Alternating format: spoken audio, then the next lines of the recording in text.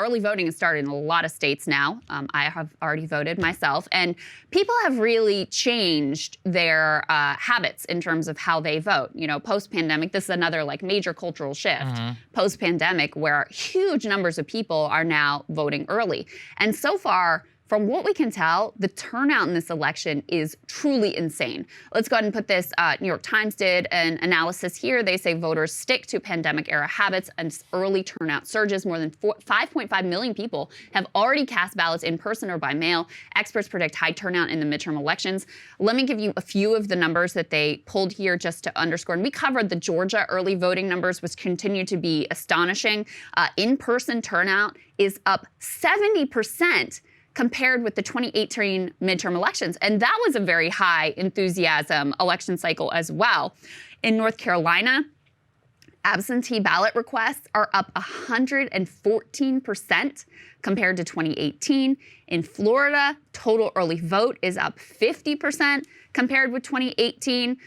So you have in just state after state a really large enthusiasm for people are coming out and voting in droves. That's the bottom line. Now, if you read into this of like, okay, well, which party does this benefit? I think it's really anyone's guess at this point. So especially because, 2018 was different. That was before the pandemic. So how do you can't really compare it to that. And then, of course, the comparison with 2020 is imperfect because that was a presidential election year. So that's a different story as well. So it's hard to know exactly what to make of this. But they say nationally 5.5 million voters had cast ballots as of Thursday. Democrats make up 51% of those voters. Republicans make up 30%. And of course, in the Trump era, Republicans more likely to vote on Election Day because of all the fear mongering about, fake ballots and ballot harvesting and election fraud and all that stuff.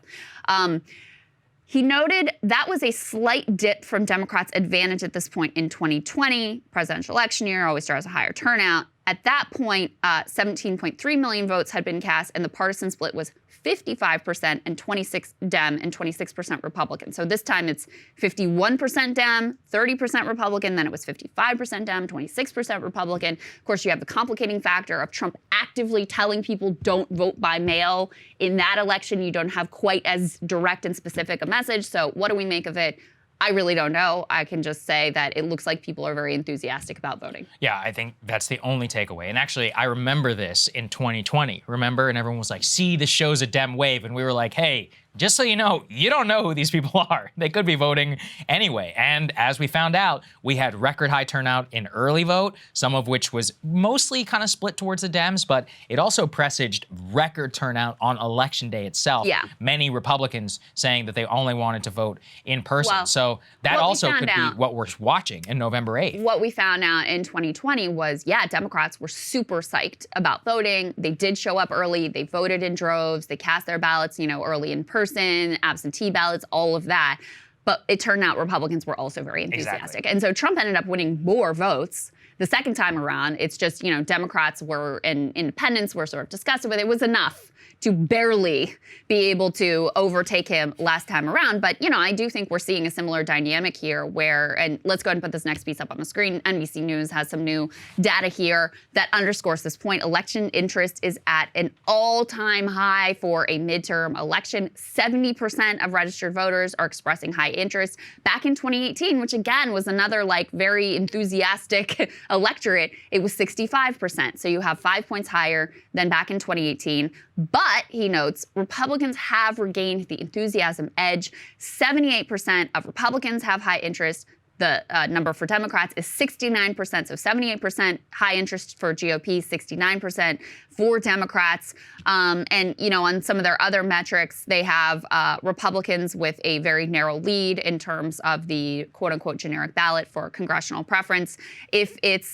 If you're just looking at registered voters, and this is one of the things that's always interesting to note, Dems have a 1-point lead, 47-46. But when you look at likely voters, the Republicans take the lead, 48-47. President Biden's approval rating is basically stuck at 45%. That's where Trump's was and where Obama's were when they suffered their own midterm shellackings, essentially. So you know, it looks like people are very enthusiastic to vote, but the fervor that came in the immediate wake of Dobbs and Roe being overturned seems to have abated somewhat. I think the election is going to have extremely high turnout. And I guess if you're a Democrat trying to, you know, say, okay, it's going to be different, you know, look at how Democrats outperformed in these special elections. Look at how, you know, they've been doing well and continue to hold on in a place like Ohio. I guess you could look at these numbers and maybe tell yourself like, oh, this is Democrats and young people surging to the polls that aren't even being captured in the polling. But history tells us I would be pretty skeptical of that notion. Yeah, I agree. And also, I think there's a great lesson from 2020. What did we learn? Well, you can win 10 million more votes as Donald J. Trump and still lose the election because tens of millions more will come out for the other side. So it's very possible that there is a big bump for Democrats from Roe versus Wade. And it's also possible that that bump is still further eclipsed by a massive bump and realignment for Republicans with basically unactivated or hyperactivated voters who come out even more so. So they're not mutually exclusive, I think, in a way that a lot of analysts would like to point out. Well, you know, I kept saying a while back, like, the more I look at the macro picture, the more I feel like Republicans are going to romp. Right. And the more you would look at the micro picture, like Herschel Walker and what the hell's going on, Dr. Oz, the Cruz whatever, the more you're like, this is not looking so good. But what looks like is happening is Republican voters are coming home. Economic concerns and crime concerns are continuing to mount. The issues that were better for Democrats are starting to recede.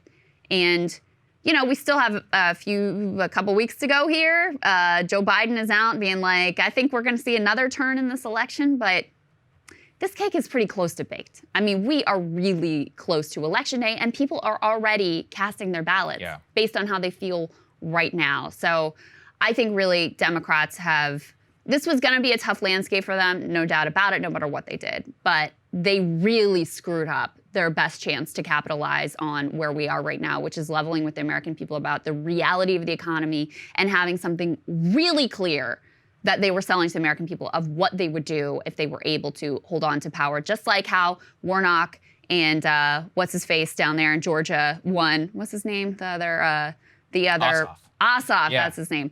That just like they ran on $2,000 checks and were able to succeed with this just like super concrete material politics, but they're not offering anything like that this time around. Cable news is ripping us apart, dividing the country, making it impossible to function as a society, and making it impossible to know just what is true and what is false. But the good news is they are failing and they know it. That is why we're building something new, a new mainstream, a healthier one, something more trustworthy, something that we are going to need in one of the most pivotal times in American history. We are building up here for the midterms, for the upcoming presidential election, but we need your help. So if you can help us out by becoming a premium member today at breakingpoints.com, we're trying to change America for the better and the entire world. So what are you waiting for, guys? Go to breakingpoints.com and sign up and help us build a new mainstream.